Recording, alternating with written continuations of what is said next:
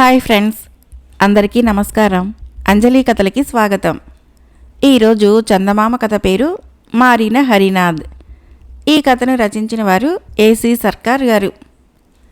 మేఘనా నదీ తీరాన సురూప అనే గ్రామం చాలా అందమైనది. ఆ గ్రామంలో జల సమృద్ధి, ధాన్య సమృద్ధి మాత్రమే కాక పుష్పాలు, ఫలాలు కూడా ప్రఖ్యాతంగా ఉండేవి.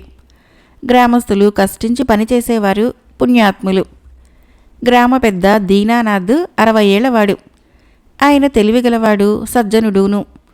ఆయన స్వార్థంతో ఏ పని చేసి ఎరగడు. గ్రామం మంచి కోరే ప్రతి పని చేసేవాడు. అందుచేత గ్రామస్తులందరికీ ఆయనంటే చాలా అభిమానం. దీనానాథుడికి చాలా కాలం పిల్లలు లేరు. 50వ పడిలో ఆయనకు ఒక పిల్లవాడు కలిగాడు. వాడికి హరినాథ్ అని పేరు పెట్టుకున్నాడు.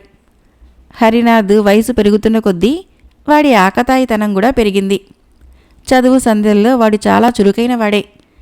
6వ ఏట వాడిని గ్రామంలోని బడికి పంపితే మొదటి నుంచి వాడు తన తరగతిలో అందరికన్నా ముందు ఉంటూ వచ్చాడు. 1-2 సార్లు విన్నది వాడికి జ్ఞాపకం పెట్టుకోగలిగేవాడు. పుస్తకాలు కూడా ఏమంత తిరగేసేవాడు కాదు. కానీ రకరకాల అల్లరి సృష్టించి ఆనందించటంలో వాడు ఘటికుడు. ఎవరి తోటలోనో జొరబడి గడ్డుకాయలు కోసి కొమ్మలు విరిచేవాడు. ఎవరి గొడ్డునో విప్పి ఊరికి దూరంగా తరిమి గొడ్డుగల వాళ్ళని హైరానా పెట్టేవాడు. వాడు పక్షులను బతకనిచ్చేవాడు కాడు. వాటిని పడిసల రాళ్లతో కొట్టి చంపేవాడు. చెట్ల మీదకి ఎక్కి పక్షిగూళ్ళు లాగేసి గుడ్లు నేలపాల చేసేవాడు. గ్రామంలోని పెద్ద చెరువు వెంబడి ఉండే మామిడి తోటలో పసుపు పచ్చ చిలుకల మంద ఉండేది. పసుపు పచ్చ చిలుకలు చాలా అందమైనవి. హరినాథ్ దౌశ్యం మూలాన వాటికి వినాశనం వచ్చి పడింది. వాటి సంఖ్య తరిగిపోసాగింది. పసుపు పచ్చ చిలకలను పట్టుకుని అమ్మి జీవించే వాళ్లకు పెద్ద బెడద వచ్చింది. ఒకనాడు హరినాథ్ పక్షిగూడి కోసము ఒక ఎత్తైన తాటి చెట్టు ఎక్కాడు. వాడు పైకి చేరి తాటి మట్టల మధ్య భద్రంగా కూర్చొని గూడు కోసము చెయ్యి చాపేటప్పటికి పాము బుసకొట్టడం వినిపించింది. వాడు చెయ్యి వెనక్కి తీస్తూ ఉండగానే తాచుపాము వాణ్ణి కాటు వేసింది. దాని విషం వెంటనే పనిచేసేసరికి హరినాథ్ స్పృహ తప్పి అంత ఎత్తు నుంచి క్రింద పడిపోయాడు. అయితే దిగువన ఉన్నది బురద నేల కావటం చేత వాడి ఎముకలన్నీ సున్నం కాలేదు. పాదంలో ఒక ఎముక మాత్రమే విరిగింది. గ్రామంలో విష చికిత్స చేసే వైద్యుడు జాప్యం జరగకుండా చికిత్స చేయటం చేత కుర్రవాడికి ప్రాణభయం తప్పింది. చాలా కాలం తర్వాత వాడి విరిగిన ఎముక మళ్లీ కలుసుకున్నది. అంతకు పూర్వము దీనానాథ్ తన కొడుకు అల్లరి మాన్పించడానికి ఎన్ని మార్గాలున్నాయో అన్నీ చేసి చూశాడు. హరినాథ్ను కొట్టాడు, తిట్టాడు, తిండి లేకుండా గదిలో బంధించాడు. కానీ ఇవన్నీ నిష్ప్రయోజనమయ్యాయి. ఈ సంఘటన జరిగాక తన కొడుకు ఆకతాయితనము కట్టుతుందని దీనానాథ్ ఆశపడ్డాడు. కానీ అలా జరగలేదు. హరినాథ్ మిగిలిన అల్లరి అంతా మానేశాడు గాని పక్షిగోళ్ల కోసము చెట్లు ఎక్కటం మానలేదు. ఒకనాడు హరినాథ్ పెత్తండ్రి సోమనాథ్ వాణ్ణి, ఇంత క్రూరంగా ఎందుకు తయారయ్యావురా? పక్షుల్ని చంపటంలో నీకు సరదా ఏమిటి? వాటి ఉసురు తగలటం చేతే పాము నిన్ను కాటేసింది అన్నాడు. లేదు పెదనాన్న, నేనిప్పుడు పక్షుల్ని కొట్టడం లేదు, గుడ్లతో ఆడుకుంటున్నాను అంతే అన్నాడు హరినాథ్.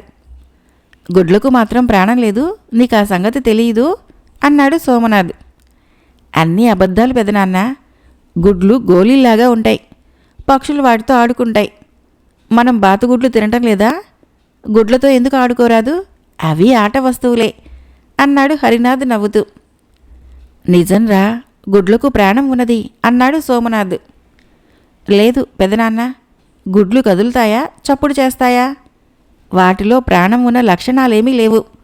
గోలికాయల్లో ఎంత ప్రాణం ఉందో గుడ్లలోనూ అంతే ఉంది అన్నాడు హరినాథ్. సరే, గుడ్లకు ప్రాణం ఉన్నదని చూపిస్తే వాటిని చితపటము, మిగిలిన అలరి మానేస్తావా? మానేస్తానని మాట ఇవ్వాలి అన్నాడు సోమనాథ్.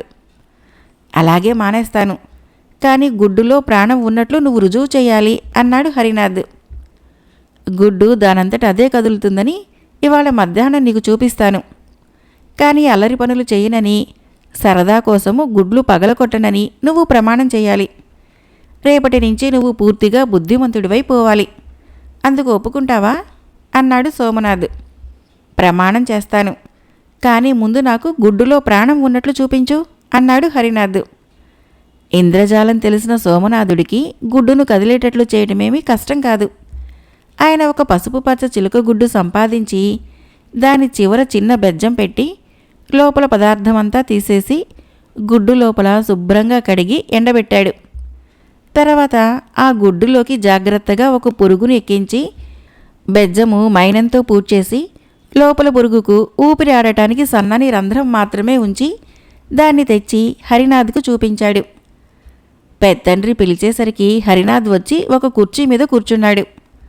పక్కనే ఉన్న బల్ల మీద సోమనాథ్ తాను తయారు చేసిన గుడ్డును ఉంచాడు.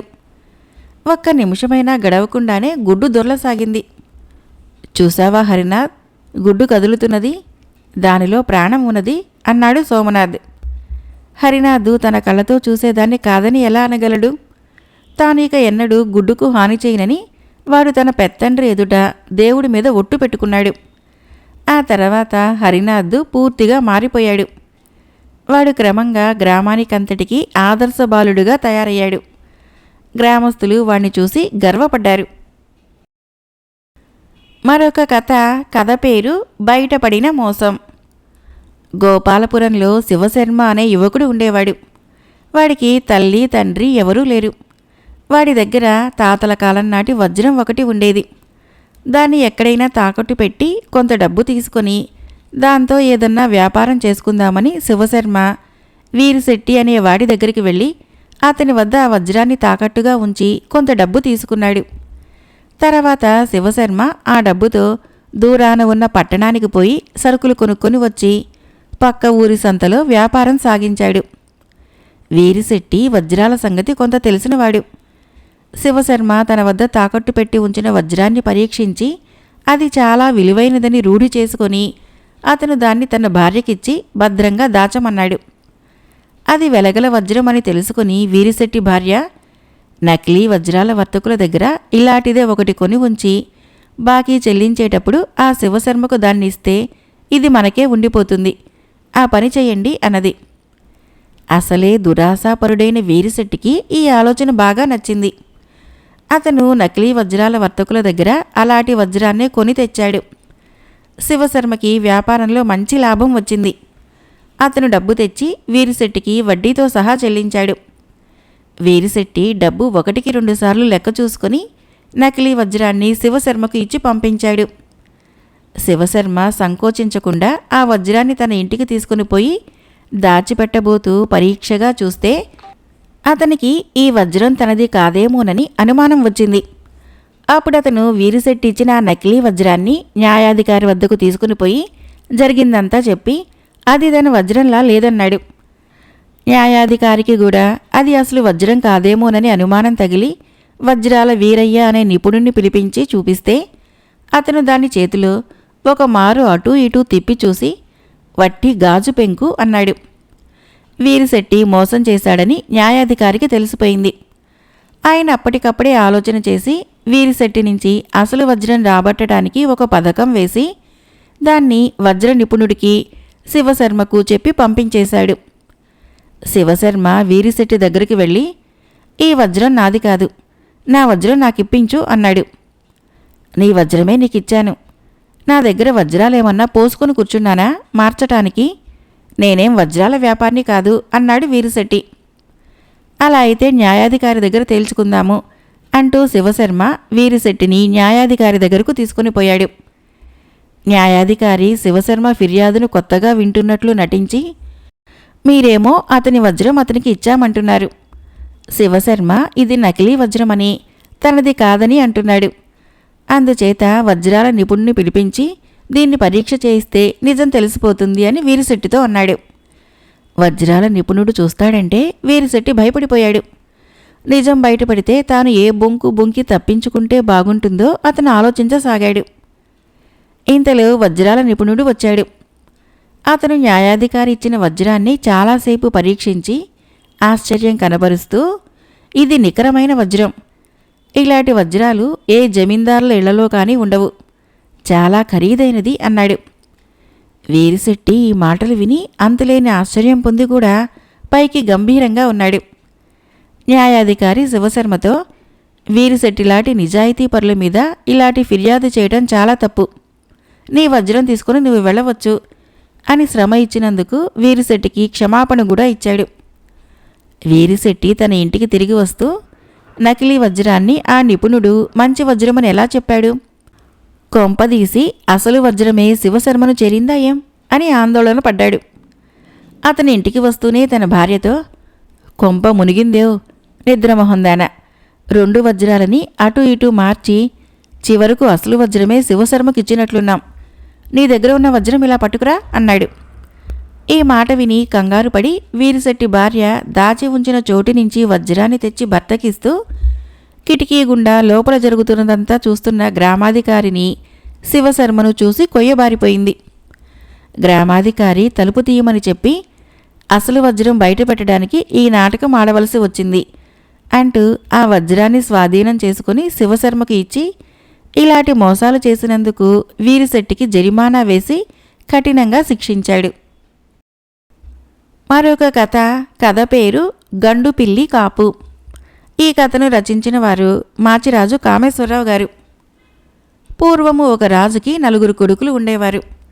వాళ్ళు 4 ఎప్పుడూ అంతఃపురంలోనే కాలక్షేపం చేయటము రాజుకు నచ్చలేదు. కొత్త అనుభవాలు కలిగితేనే గాని ప్రపంచ జ్ఞానం కలగదని ఆయన నమ్మకం.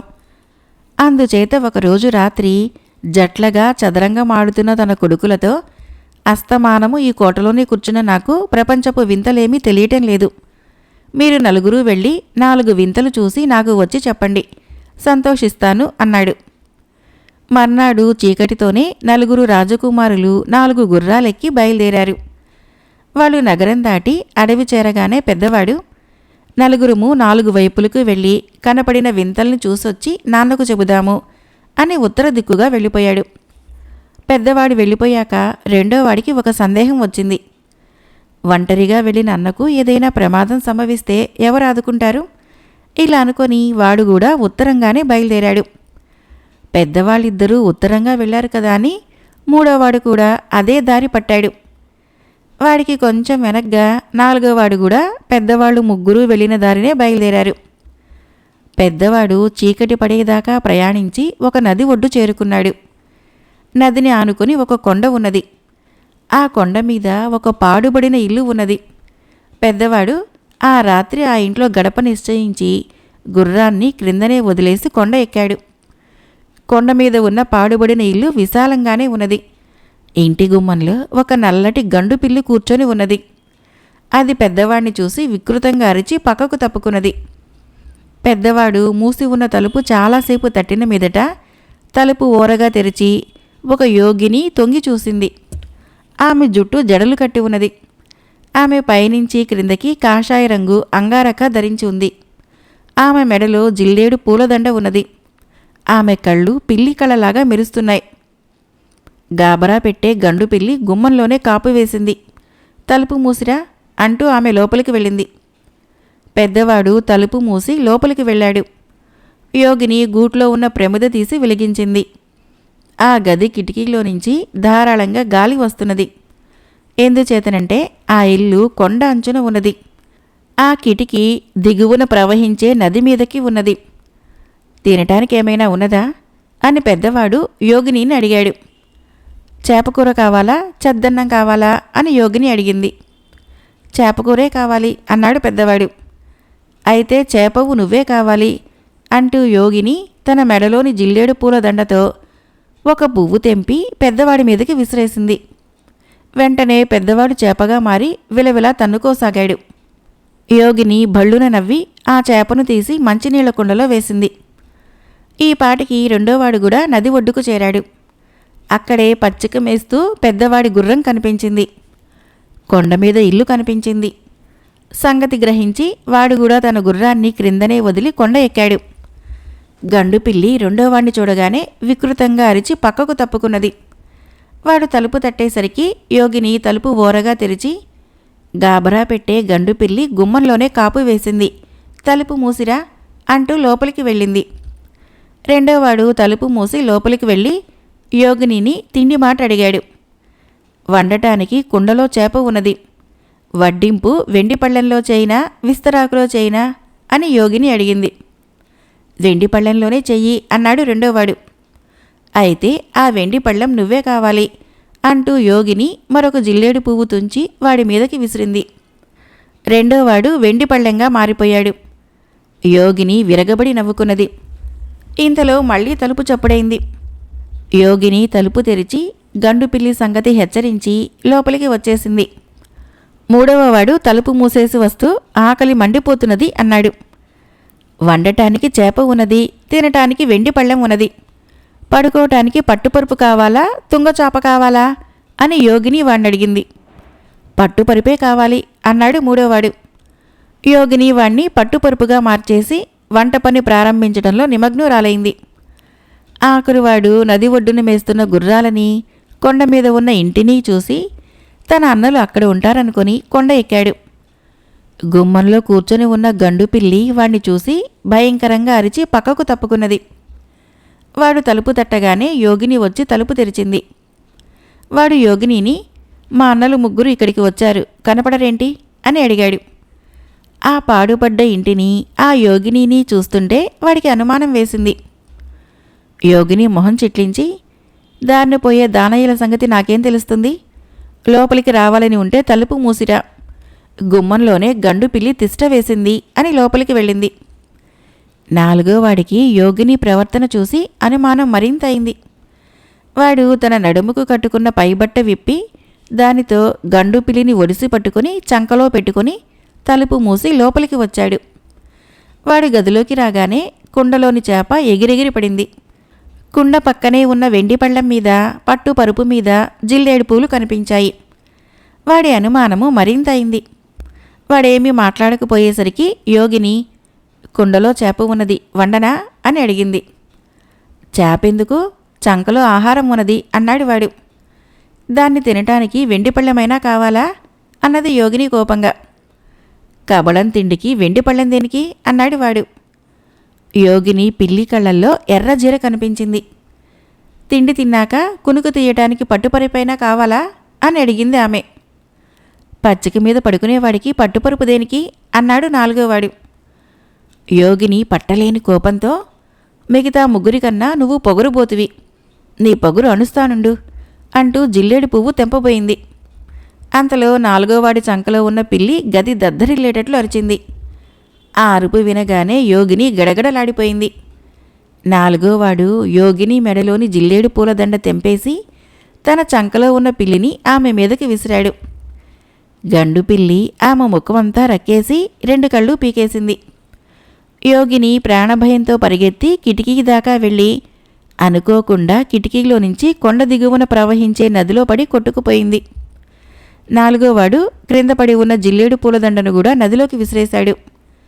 మరుక్షణమే చేప, వెండి పళ్ళెము, పట్టుపరుపు వాడి అన్నలుగా మారిపోయారు. చూసిన వింతలే చాలు, ఇంటికి తిరిగిపోదాం అన్నాడు పెద్దవాడు. ఆ నాలుగోవాడు గండుపిల్లి కోసం అంతటా వెతికాడు. కానీ దాని జాడలేదు. రాజు తన కొడుకులు అంత త్వరగా తిరిగి రావటం చూసి ఆశ్చర్యపడి, అప్పుడే వచ్చారు, ఏమైనా వింతలు చూశారా అని అడిగాడు. మనిషి చేపగా మారటము అనుభవపూర్వకంగా తెలుసుకున్నాను అన్నాడు పెద్దవాడు. మనిషి వెండి పళ్ళెంగా మారటము నాకు అనుభవమైంది అన్నాడు రెండోవాడు. మనిషి పట్టుపరుపు కావటము నేను పొందిన వింత అనుభవము అన్నాడు మూడోవాడు. ఒక చేప, ఒక వెండి పళ్ళెము, ఒక పట్టుపరుపు నా అన్నలుగా మారటము నేను కళ్ళారా చూశాను అన్నాడు నాలుగోవాడు. రాజుగారు విషయం గ్రహించి నాలుగోవాడి భుజాన్ని వాత్సల్యంతో తట్టాడు.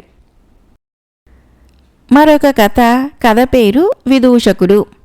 ఈ కథను రచించిన వారు బాలనాగు సీతాదేవి గారు. కామందకము అనే చిన్న దేశాన్ని చంద్రపాలుడు అనే రాజు పరిపాలించేవాడు. ఆయన ఆస్థాన విదూషకుడైన ఆనందుడితో చదరంగం ఆడేవాడు. అందులో రాజే ఎప్పుడూ గెలుస్తూ ఉండేవాడు. ఒకనాడు రాజు ఏదో పరధ్యానంలో ఉండి చదరంగం ఆడుతూ విదూషకుడి చేతిలో ఓడిపోయాడు.